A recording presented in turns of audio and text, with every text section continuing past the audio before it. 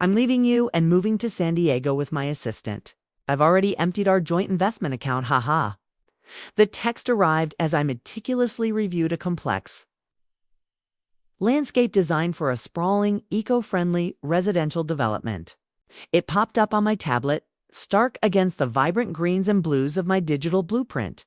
My fingers didn't shake.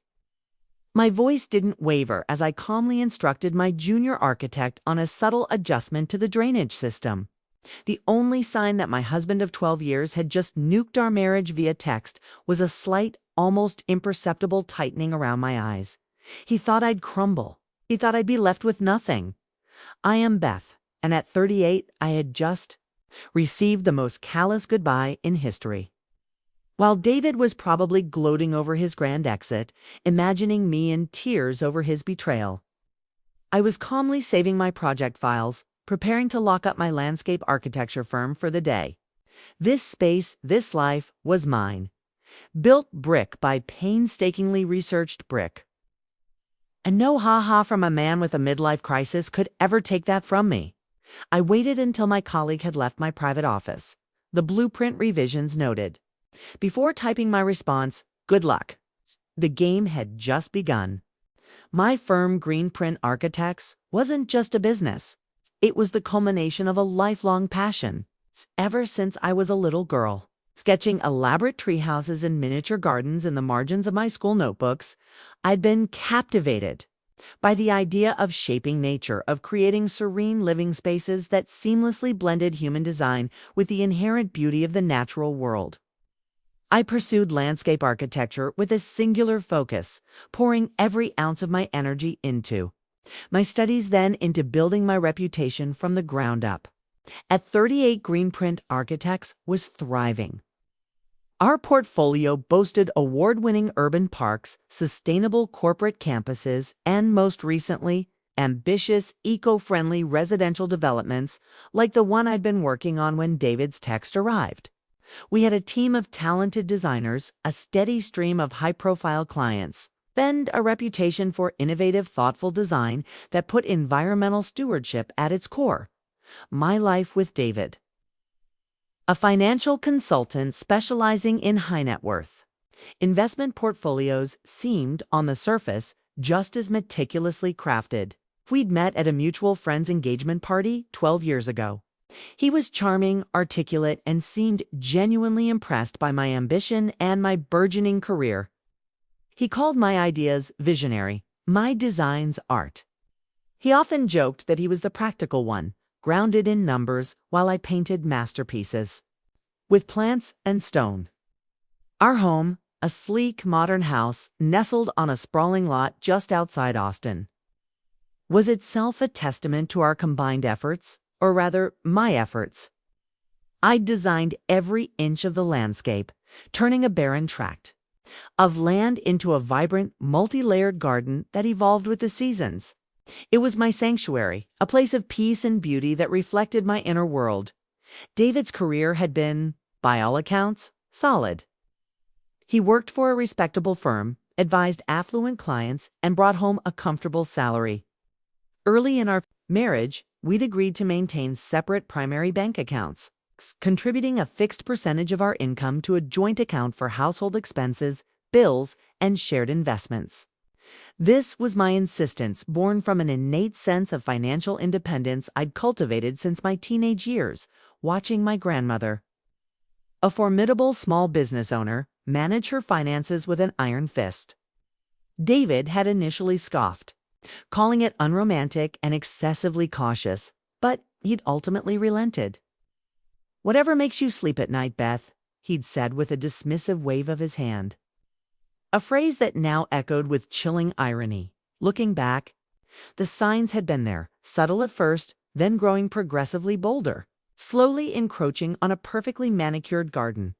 They were the small shifts, the almost imperceptible cracks in the facade of our seemingly stable marriage.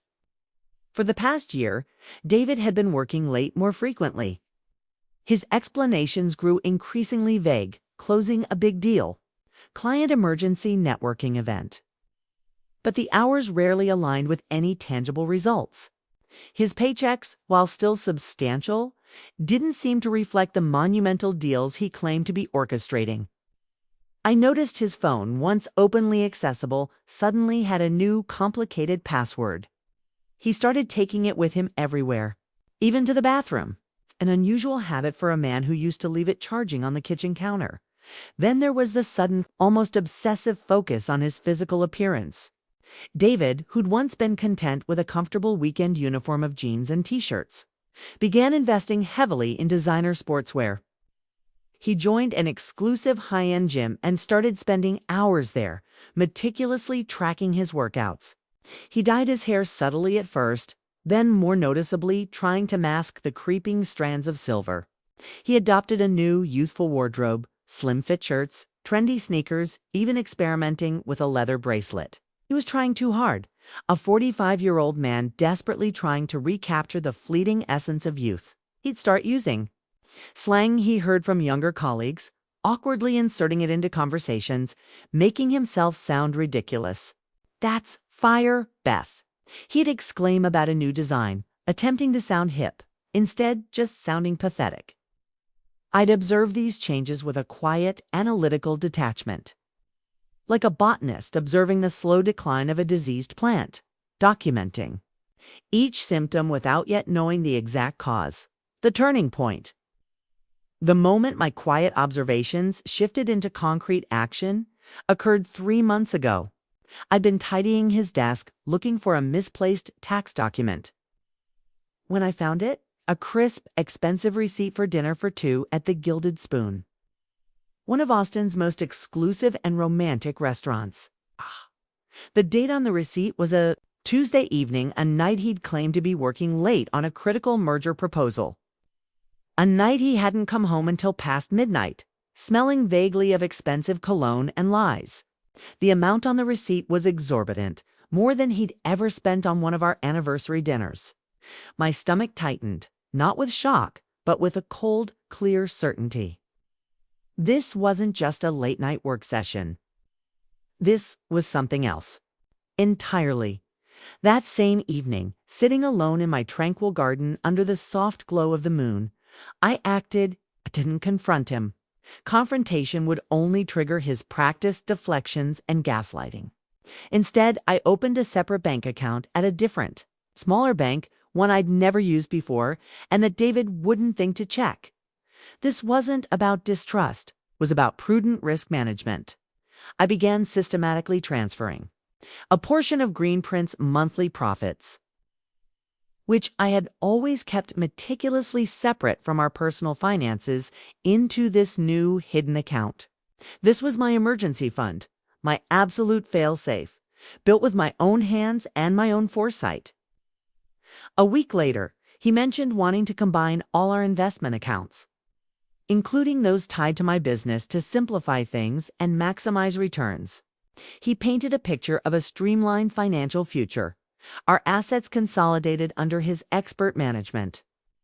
I smiled, agreed cheerfully, and spent the following days methodically transferring even more of my personal savings, accumulated over years of disciplined saving and smart investments, to the new secure account.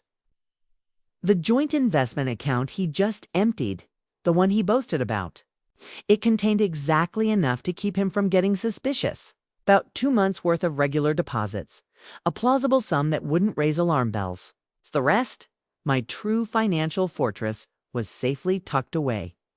Along with it, I had detailed records of every suspicious transaction he'd made over the past year: hotel charges, unexplained withdrawals, luxury purchases from stores he never frequented. Every receipt, every bank statement, every email that hinted at his hidden life was painstakingly scanned and categorized into a digital folder, encrypted and password protected. I was building my case, not with anger, but with cold, hard facts.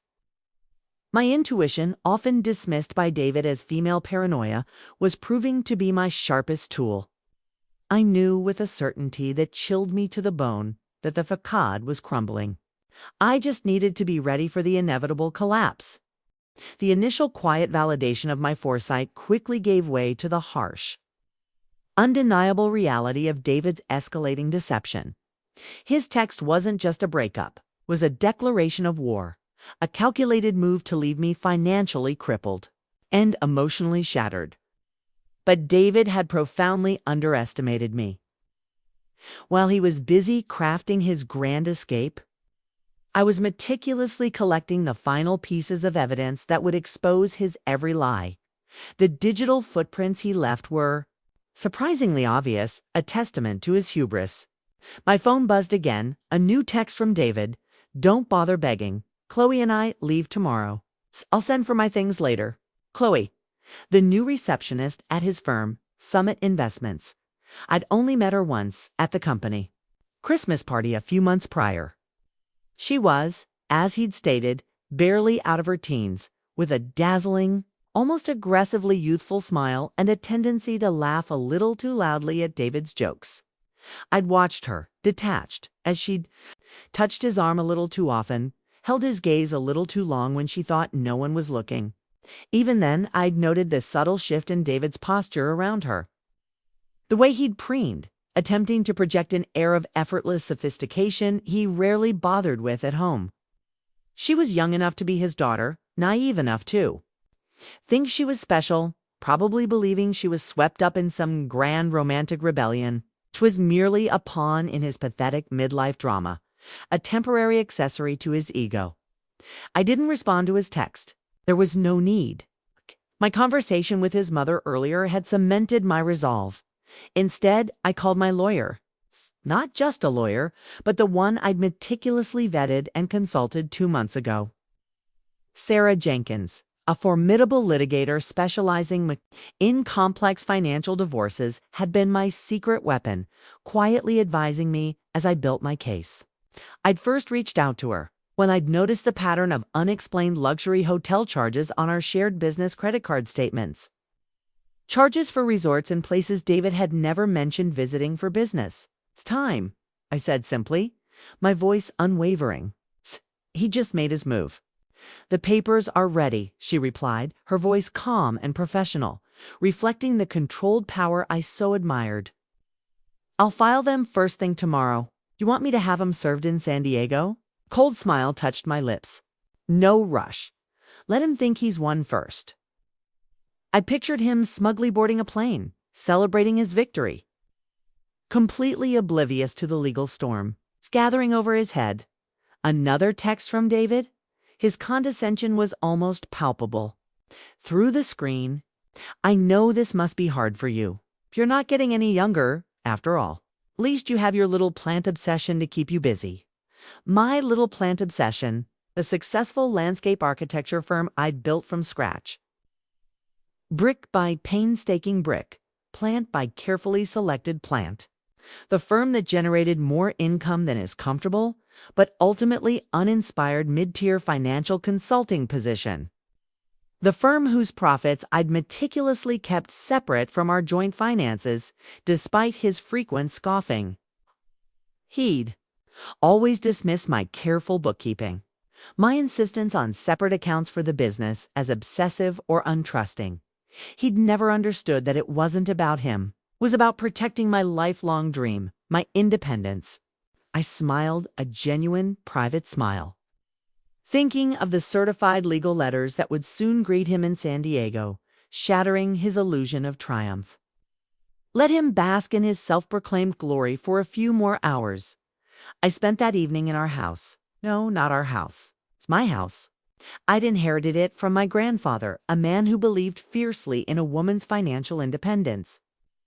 He'd ensured the deed remained solely in my name, a prescient act of protection against a future he couldn't have foreseen. Despite David's repeated charming suggestions to simplify things by adding his name to the deed, I'd always politely but firmly refused. Another lucky instinct that had paid off. A quiet defiance that had preserved my most significant asset while organizing the final batch of paperwork. My lawyer would need bank statements highlighting suspicious withdrawals, copies of his thinly disguised expense reports, screenshots of his texts. I stumbled upon our wedding album. Page after page of smiling faces, of hopes and dreams, now seemed like a cruel joke. David looked so different then, younger, less burdened by the desperate need to prove himself. Before his midlife crisis had turned him into a caricature of his former self, a man obsessed with recapturing a youth he no longer possessed. These days, he wore blazers too tight for his softening middle, tried too hard to connect with the 20-somethings at his office, used slang that sounded ridiculous coming from a man of 45. He was a parody of himself, and tragically, he was the only one who couldn't see it. My phone kept buzzing, a relentless barrage of texts from him, each one more condescending, more self-serving than the last. "I've been planning this for months. Chloe understands me in ways you never could. You'll be fine. Maybe you'll find someone more your own age." His casual cruelty about my age, my perceived lack of appeal, stung, but it also fueled a cold, quiet rage. Already told my family, they agree. We grew apart. It's nobody's fault, really. He was orchestrating his narrative, spinning a tale of mutual decline to absolve himself of blame. Little did he know, his words were not just insults. They were admissions. I meticulously screenshotted each message, adding them to my evidence folder. A growing digital dossier of his premeditation and financial misconduct. Let him dig his hole deeper. My lawyer would love his casual admission of pre-planning his gleeful announcement about emptying our joint investment account. Every word, every mocking emoji was a nail in his own coffin. The last text, though, caught my attention not for its spite, but for its sheer stupidity. "BTW, I used the joint investment account credit card to book our flights in Villa. Consider it my parting gift, LOL. Perfect." My heart hammered, not from fear, but from the adrenaline of imminent victory. This was the final critical piece. He had not only emptied the investment account, but he had also used a shared credit line for his illicit getaway, exposing himself to undeniable fraud charges. I called the credit card company, my voice calm and professional, betraying none of the satisfaction simmering beneath the surface. "Mrs. Davies speaking. I need to report fraudulent charges and cancel a card immediately." "Certainly, ma'am. Can you identify the charges?" the representative asked, her tone crisp and efficient. "2 first-class tickets to San Diego booked today.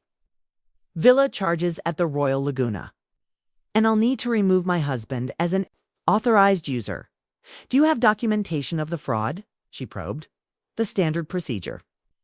"Yes," I said, a controlled smile playing on my lips. "Text messages from my husband admitting he used our joint card to book travel with his girlfriend after emptying our bank account. I'll be happy to forward them." The representative's professional tone couldn't quite hide her satisfaction as she processed the request. There was a brief pause, a silent acknowledgement of the drama unfolding. Then the click of the keyboard. "The charges have been disputed, and the card is now canceled, ma'am. Your husband has been removed as an authorized user. Please send the documentation to the fraud department email I'm about to provide." David and Chloe would arrive at the airport tomorrow to find their tickets invalidated, their luxury villa reservation canceled. Their grand escape would be nothing more than a rude awakening. My phone buzzed again, one last infuriating text from him. "Don't worry about the house. I'll let you stay there until you find something smaller." I actually laughed out loud at that one, a short, sharp bark of pure incredulity. Did he really think he had any claim to my grandfather's house? Had his ego grown so large, so inflated by his perceived cleverness, that he'd forgotten whose name was emblazoned on the deed? Another buzz.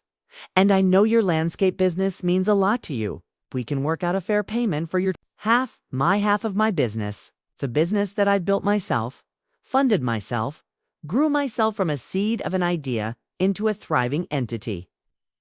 All while he complained about my long hours and called it my hobby.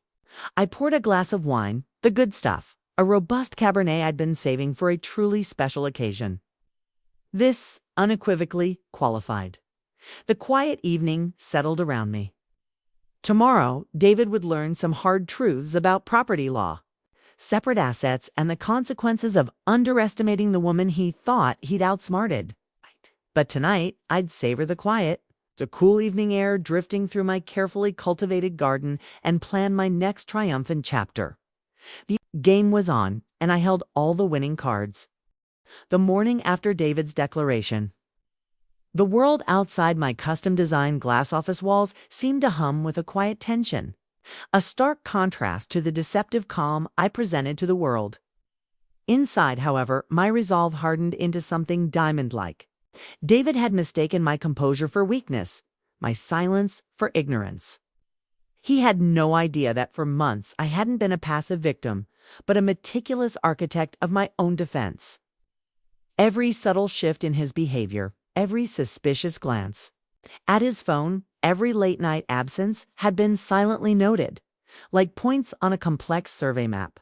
My preparation hadn't begun with anger, but with a cold, clear logic. The first truly alarming red flag had unfurled about 5 months prior. David had quite uncharacteristically suggested a lavish weekend getaway to a luxury resort in Sedona, Arizona. It was an impulsive suggestion, unlike his usual meticulously planned trips. He handled all the bookings, saying he wanted to surprise me. A few days before we were supposed to leave, he came home, visibly agitated, claiming a last-minute, critical client meeting had come up, forcing him to cancel. He was apologetic, almost overly so, promising to reschedule. But a few weeks later, while reviewing our shared credit card statement for business expenses, I saw charges for that very same Sedona resort for the exact dates he'd claimed to be working. The dates where he should have been with me. My mind, trained to connect disparate elements into a cohesive design, immediately saw the pattern. The charges weren't just for accommodation. There were also spa treatments, expensive wine pairings, and even a helicopter tour, all under his name on a card that was linked to our joint business expenses. This wasn't just a canceled trip. It was a ghost trip. A trip he had taken, just not with me. That night, sleep eluded me. Instead, I sat at my home office desk, bathed in the soft glow of my computer screen. I wasn't weeping or raging. I was strategizing. My grandmother's voice, a steady, no-nonsense presence, even in memory, echoed in my mind. Always have your own pot, Beth. Never rely on a man for your bread. And always, always keep good records. Grandfather had been a kind man, but it was my grandmother, self-made woman who ran a successful antique shop, who truly understood the power of financial autonomy. She had instilled in me the discipline of meticulous record-keeping, a habit David had always scoffed at, calling it my OCD with numbers. My first move was to open that completely separate bank account, one exclusively in my name, at a different financial institution David would never think to check. It wasn't about hiding money from him for nefarious purposes. It was about protecting my own hard-earned wealth, my personal security net. Greenprint Architects was a sole proprietorship for much of its early life before becoming an LLC, and its profits had always been my own. I began diverting a larger portion of those profits into this new secure account. Slowly, steadily, I built a substantial financial buffer. Every invoice paid to Greenprint, every major project fee was meticulously tracked, its origin and destination clearly documented. My private account became my fortress, silently growing stronger each week. Then came the data collection. Snoop in a fit of jealous rage. I approached it like a forensic architect examining a failing structure. David had grown careless. His phone, once locked down, would sometimes be left unattended on the kitchen counter while he took a call in the other room. During those brief windows, I would calmly, methodically take screenshots. Texts from an unknown number with suggestive emojis. Social media notifications from Chloe popping up, showing her location at places David had claimed were client retreats. Email fragments about travel plans that didn't include me. I created a hidden, encrypted folder on my cloud drive, a digital archive of his deceit. I kept copies of every joint bank statement, highlighting suspicious withdrawals. Every time he used our shared credit card for a purchase I couldn't account for, I documented it. The subtle shifts in his spending habits were undeniable. More on expensive clothing, gadgets, networking events at high-end bars. He was building a new life, and unknowingly, I was building the case against it. My silence during this period was my most potent weapon. David interpreted it as my passive acceptance, my quiet surrender to his dominant will. He saw it as a sign of my emotional fragility, my inability to cope. He would often bait me, throwing out casual insults about my boring life, my predictable routines, my lack of ambition beyond planting trees. He thought I'd crumble, that I'd whimper and beg for his affection, his financial support. He would say things like, "You're so immersed in your plants, you don't even notice what's happening around you, do you, Beth?" And then flash a condescending smile. I would simply offer a placid, non-committal response, a small nod, or a gentle, is that so, David?" My outward composure was a carefully constructed mask designed to lull him into a false sense of security. Every word of his, every sneering comment, every act of subtle disdain, I internalized. I didn't let it wound me, let it fuel me. 'Twas raw data, additional motivation to ensure his grand scheme imploded spectacularly. The second critical step was contacting Sarah Jenkins. I didn't wait until things hit rock bottom.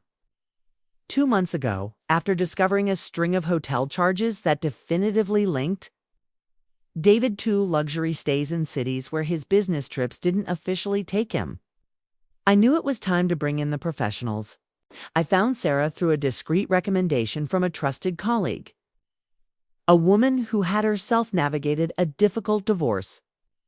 Sarah was known for her sharp intellect, her unwavering commitment to her clients, and her meticulous handling of financial complexities in marital dissolutions. Our first meeting was entirely confidential, off-site, and purely exploratory. I laid out my suspicions, presented the initial batch of evidence, the Sedona charges, the suspicious emails, the unexplained withdrawals. Sarah listened intently, her expression unreadable, occasionally asking probing questions that revealed her deep understanding of such cases. "Beth," she had said, leaning forward across the polished conference table, "your intuition is sharp, and your documentation is impressive. Most clients come to me after the fact, with nothing but emotional distress. You're coming to me prepared for battle."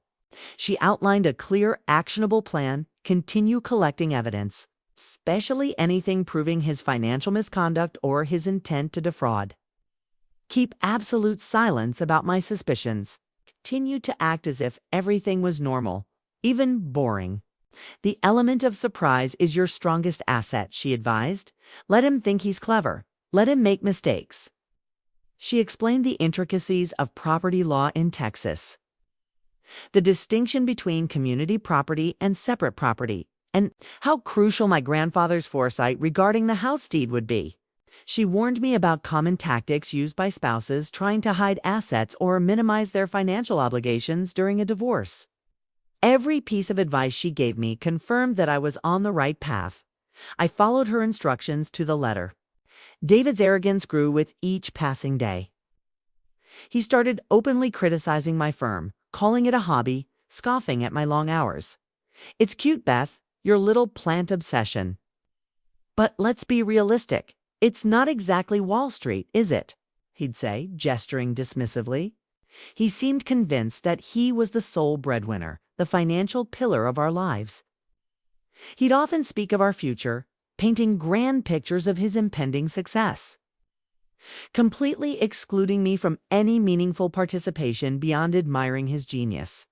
The joint investment account, the one he proudly emptied, was a key part of his charade. It was designed to look like a significant chunk of our shared wealth, a symbol of his supposed financial acumen. In reality, it was a decoy, carefully maintained, with just enough activity to appear substantial, but not enough to house my true, hidden fortune. My strategic silence had allowed him to dig his own grave, unknowingly filling it with the very evidence that would bury his plans. I transformed every slight, every dismissive word, every act of betrayal into fuel. Fuel for my quiet determination, for my meticulous preparation for the inevitable moment when the tables would turn. He thought I'd crumble, but I was building. Building an ironclad case, a new foundation for my life, and a future he could never touch. The morning of the emergency hearing dawned clear and bright over Austin, a stark contrast to the storm that was about to break in the sterile confines of the courthouse. I chose my attire with meticulous care, a tailored charcoal gray pantsuit, sharp and uncompromising, yet undeniably feminine. My dark, wavy hair was pulled back into a sleek, low ponytail, emphasizing my sharp features and intelligent eyes. Every detail, from my understated pearl earrings to my polished black heels, conveyed quiet authority, not desperate vulnerability. David thought he was walking into a quick, easy victory. He had no idea he was stepping into a trap I had spent months meticulously setting. He arrived in a whirlwind of misplaced confidence, dressed in what he clearly considered his youthful wardrobe. Designer jeans, far too tight for a man his age, strained across his expanding midsection. A blazer that screamed midlife crisis was paired with an open-collared, slightly shiny shirt. He looked like a parody of himself, desperately clinging to an image that had long since faded. Chloe, his 22-year-old assistant, hovered awkwardly outside the courtroom doors, her youth painfully obvious under the harsh fluorescent courthouse lighting. She wore a bright, flimsy sundress, looking entirely out of place, clutching a large, expensive-looking handbag that I suspected was a recent gift from David. Her wide eyes darted nervously, already sensing the shift in atmosphere inside the courtroom. David's hastily hired lawyer, a nervous-looking man in a rumpled suit, attempted to project an air of competency. But against Sarah Jenkins, my formidable attorney, he was outmatched before he even began. Sarah was a force of nature, her presence commanding, her voice clear and precise. She wasn't loud or theatrical, she was simply relentless. "Your Honor," Sarah began, addressing the judge with calm authority, "my client, Ms. Beth Davies, is here today seeking an emergency injunction to freeze assets and address egregious financial misconduct committed by the respondent, Mr. David Harrison, in anticipation of a divorce filing." She wasted no time. Her presentation was methodical, a masterclass in legal precision. First, she presented David's gleeful text message, the one boasting about emptying our joint investment account, and his callous "ha-ha." The judge, a stoic woman with piercing eyes, paused, reading the message intently. A faint frown creased her brow. Next, Sarah continued, unmoved, "We have documented proof of Mr. Harrison's credit card fraud."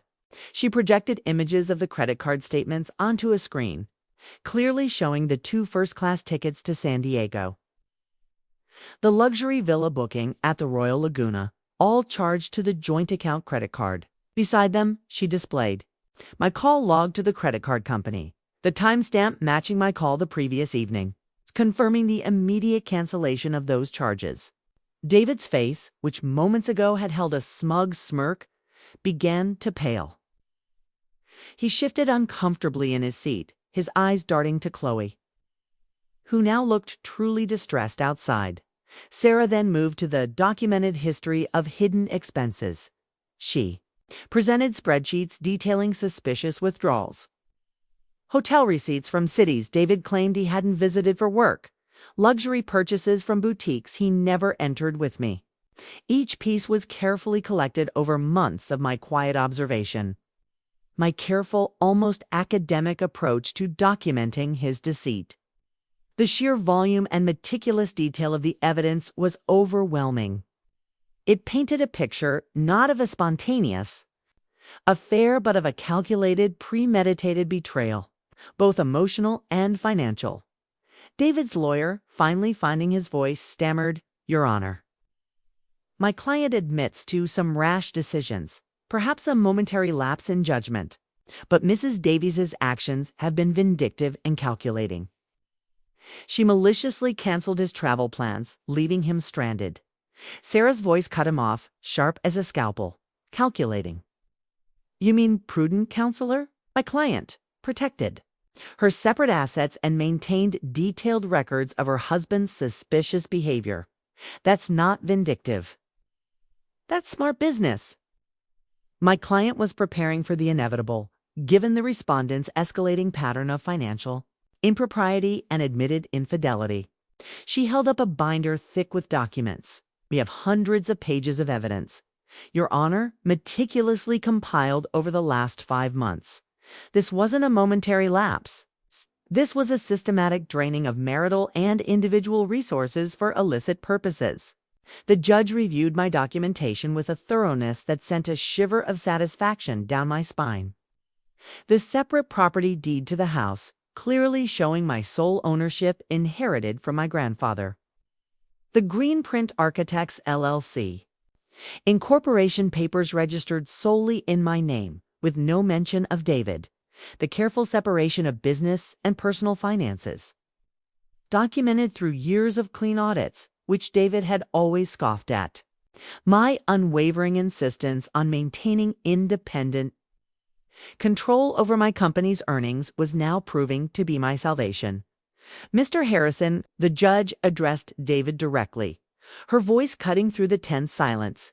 You admitted, via text message, to deliberately emptying a joint account and using shared credit cards to fund a trip with your girlfriend. Do you deny this? David, visibly flustered, stammered, I was just trying to make a clean break, Your Honor, to move on. By committing financial fraud, Mr. Harrison? The judge raised an eyebrow, a clear sign of her displeasure. Her gaze was unblinking, unwavering. And now you're claiming rights to property that documentation clearly shows is separate from marital assets. The business grew during our marriage. David's lawyer desperately interjected. My client is entitled to a portion of the business's value. The business was established before the marriage, Sarah interrupted, her voice calm but firm. And Ms. Davies maintained strict separation of business and personal finances throughout. We have documentation of every penny invested and earned, every business expense, every profit distribution, all meticulously separated from shared marital funds. There was no commingling that would entitle Mr. Harrison to any share of Greenprint Architects. She presented the comprehensive financial audit reports. Highlighting the distinct flow of funds, I watched David's face as reality, harsh and unforgiving, started sinking in. The color drained from his cheeks, his smug expression replaced by one of dawning horror. He thought this would be easy. Empty our accounts, run off with his girlfriend, maybe claim half my successful business in the divorce. He'd never bothered to truly understand my insistence on keeping things separate, had mocked my careful bookkeeping as obsessive. As though my financial prudence was some endearing, if eccentric, flaw. He had truly believed I would be helpless, left with nothing. The court finds sufficient evidence of financial misconduct. The judge announced, her voice resonating with authority. All shared assets are frozen pending final dissolution of the marriage. Mr. Harrison is ordered to return any funds removed from joint accounts within 24 hours. But that money's gone, David protested, his voice a desperate whine. We spent it on, then I suggest you find a way to replace it, Mr. Harrison. The judge cut him off, her tone leaving no room for argument. And further, Mr. Harrison, the court takes a very dim view of using shared credit cards to fund adventures with paramours. The implication was clear. Not only was he losing the money, but he was facing potential criminal charges if he couldn't repay it. Outside the courthouse, scene was a chaotic blur of whispers and hushed conversations. I could hear Chloe's frantic voice asking David about their San Diego plans, her youthful optimism already crumbling. His response was lost in the triumphant sound of my heels clicking confidently across the marble floor. A steady, rhythmic cadence of victory. I walked past them, head held high, not even sparing them a glance, heading back to the thriving business he'd never understood or respected. The business that was now undeniably, irrevocably mine. The battle had been swift, decisive, and entirely in my favor. The strategic retaliation had landed. The consequences for his hubris were just beginning. The next few weeks brought a string of increasingly desperate, empathetic moves from David. His initial shock at the emergency hearing's outcome quickly morphed into a furious, utterly impotent rage. He couldn't grasp what had happened. His carefully constructed narrative of my helplessness had shattered, and he had no alternative reality to cling to. He tried everything. He filed motions claiming the landscape architecture firm had been his idea, a creative seed he'd supposedly planted in my mind. He suddenly remembered investing significant sums of money in its early days, fabricating elaborate stories of late-night brainstorming sessions and secret financial infusions. He even suggested, through his increasingly exasperated lawyer, that he'd been my silent business partner all along, merely allowing me the public face of the company. These claims, of course, were quickly disproven by my meticulous records. Sarah Jenkins, my lawyer, simply had to present Greenprint Architects' original incorporation documents, the detailed business bank statements, and the years of audited financial reports that clearly showed my sole ownership and independent funding. David's lawyer, visibly deflated, could offer no counter-evidence beyond his client's increasingly wild assertions. "He's getting desperate," Sarah observed during one of our weekly calls, her voice dry. "His girlfriend's social media shows they're staying at her studio apartment now. Apparently, living on an assistant's salary isn't quite the glamorous escape he imagined." The news, though not surprising, brought a quiet satisfaction.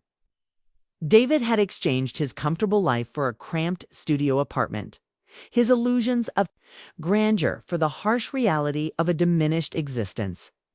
The age gap that he'd found so intoxicating during their secret rendezvous now likely felt like an insurmountable chasm, with Chloe's youthful energy contrasting sharply with his escalating midlife angst. David's family, initially so quick to condemn me, began to show cracks in their united front. Their tone, once accusatory, shifted dramatically.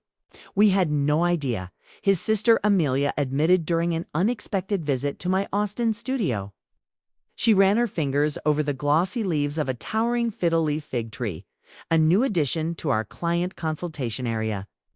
"He played the victim so well, Beth. He just convinced us."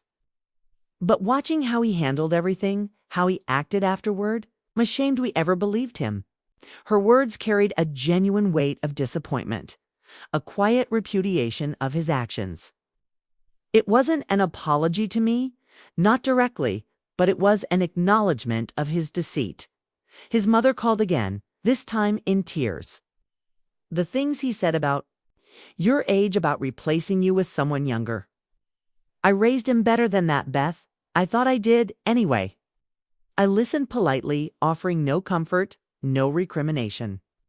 I simply let their calls go to voicemail after a while. Their support might have meant something weeks ago when I was in the crucible of betrayal, but now it felt like rats deserting a sinking ship. Their belated realization did nothing to erase the initial accusations. The way they had blindly sided with David, my journey of healing was not about forgiving them, but about moving forward. Without them, my firm Greenprint Architects didn't just survive, it thrived. Ironically, local gossip about my situation, the dramatic tale of the scorned wife who fought back, boosted my visibility. Women, particularly, started seeking my services, specifically to show support, often commissioning larger, more ambitious projects than they'd initially planned. They saw me not as a victim, but as a symbol of strength and resilience. My ex tried something similar.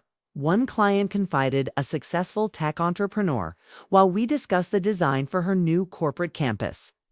Thought he'd take everything? In the divorce. Like that, never expect us to be smarter than them.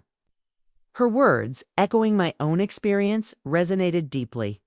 My phone still buzzed occasionally with texts from David, his tone swinging wildly between anger and manipulation. "You've ruined everything." One read. Another, barely an hour later. "I never meant to hurt you, Beth. Can't we work something out?" Then, the familiar arrogance would resurface. "You'll regret being so vindictive." That business would be nothing. Without my support, I forwarded each message to Sarah without responding, letting him dig his hole deeper. Each desperate plea, each false apology, each renewed threat only served as further evidence of his unstable character through the grapevine. I heard Chloe, David's former assistant, was having second thoughts, apparently sharing her cramped studio apartment with a middle-aged man who couldn't afford his own place. A man constantly complaining about his diminished circumstances wasn't the romantic adventure she'd imagined. The age gap that he'd found so intoxicating during their secret rendezvous now likely felt distinctly different in the harsh light of reality. She posted about toxic relationships and learning from mistakes yesterday. Sarah mentioned during an update call and removed her relationship status this morning. I almost felt sorry for David. Almost. But then I remembered his, haha, after telling me he'd emptied our account. The casual cruelty of his comments about my age. The way he'd assumed I'd be helpless without him. That I'd crumble and fade into obscurity. Instead of pity, I felt something else. Pride. Pride in my foresight, in my quiet strength, in my ability to protect myself while he so spectacularly underestimated me. The final divorce hearing painted a very different picture from David's imagined triumph. Gone was his cocky attitude, replaced by barely concealed panic. He looked gaunt, his new clothes rumpled and ill-fitting, a stark contrast to his earlier facade. Chloe was noticeably absent. She'd moved on to a coworker her own age, according to office gossip. David had shown up in his old clothes. The designer wardrobe apparently returned to help repay the joint account he'd emptied. His lawyer looked tired, probably from trying to find loopholes in my ironclad documented separation of assets. "Your Honor," David's lawyer attempted one last time, his voice devoid of conviction. "Despite the separate property documentation, my client contributed to the growth of his wife's business through moral support." Moral support. Sarah Jenkins interrupted, her voice dripping with controlled disdain. Like these text messages belittling Ms. Davies's business as a little plant obsession, or these social media posts calling it her hobby. "Is that the moral support you referred to, counselor?" She held up a printout of David's own words. The judge had clearly seen enough. The final settlement reflected my careful planning, my unwavering commitment to my independence. I kept my house, my business, and all my separate assets, pristine and untouched by his deceit. David, on the other hand, received only his personal possessions and his car, which, as it turned out, was worth less than he owed on it. He was effectively left with nothing but debt and the ruins of his reputation. "You've destroyed me," I hissed, his voice raw with impotent fury, as we left the courthouse. "I'll have to move back in with my parents." "No, David," I replied, my voice calm, almost serene. I looked him directly in the eye for the first time, truly seeing him for what he was, a broken, deluded man. "You destroyed yourself. I just made sure you couldn't destroy me too." His mother was waiting outside, her face etched with a mixture of shame and resignation. She had driven him there, ready to take him back to her house, his new home at 45. The irony of his situation wasn't lost on anyone. The man who'd mocked my age, who'd cast me aside for youth, was now living in his childhood bedroom while I, the woman he'd thought he'd crippled, continued running my successful expanding business. "You planned this all along," he accused, his voice thick with accusation, still clinging to the idea that I was the mastermind of his downfall. "No, David," I said, a faint, almost imperceptible smile touching my lips. I just paid attention. And unlike you, I understood the value of keeping good records. His mother stepped between us, her hand on David's arm, a clear sign of her resignation. That's enough, David. You've embarrassed yourself enough already. As they walked away, a defeated, shambling pair, I heard her start in on him, her voice, low but firm. Honestly, what were you thinking? A 22-year-old, emptying bank accounts, sending those horrible texts. I watched them disappear into the parking lot, feeling nothing but a profound sense of relief. David had thought he was writing the ending to our story with that cruel text. Instead, he'd merely set my carefully laid plans in motion inadvertently, launching me into a new, more powerful phase of my life. My phone buzzed, not with texts from David this time, but with notifications of new project inquiries from my firm's website. An influx of requests spurred by the publicity around the divorce. Life was moving forward rapidly, vibrantly, just not in the direction he'd imagined. My healing wasn't about forgetting the pain, but about recognizing that the greatest strength often emerges from the deepest wounds. 6 months after the divorce, David's cruel text, once a dagger, became a quiet, almost humorous reminder. My firm Greenprint Architects exploded. We opened a second, then a third studio, embracing eco-friendly urban design. I hired talented women, launched online consulting that gained national traction. While David struggled with debt and futile schemes, my little plant obsession flourished. His family eventually sought me out, admitting their shame when he played the victim so well, Amelia confessed. His mother thanked me for showing them the true cost of enablement. 1 year after the divorce, Chloe, David's ex-assistant, found me. Older, wiser, she apologized. I believed everything he said about you, she admitted. Then I watched him try the same manipulation tactics on me. She was building her own life, having learned the difference between dreams and escapes. I saw her transformation, a testament to the ripple effect of one woman's strength, and it fueled my own drive. 2 years post-divorce, I spoke at a national women's business conference.